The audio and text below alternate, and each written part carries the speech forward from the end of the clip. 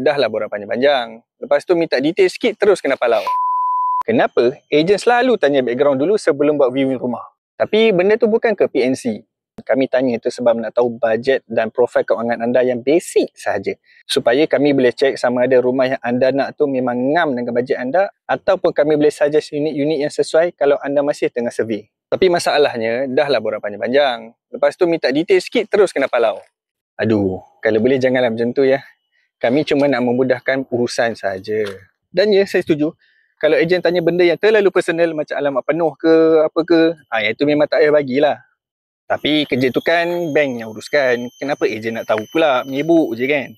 Dia macam ni lah Anda cuba bayangkan, anda dah ada rumah yang anda berkenan, dah set tarikh untuk viewing, dah habis cuti apa semua, dah viewing. Lepas tu bila nak apply loan, tak lepas. Sebab bajet tak lepas. Kan sia-sia masa, tenaga dan harapan kat situ.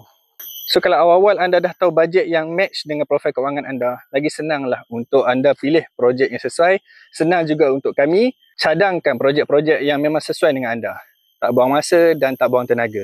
So jangan risau. Info-info yang kami tanya je cuma basic sahaja. Supaya viewing korang juga nanti akan jadi berbaloi.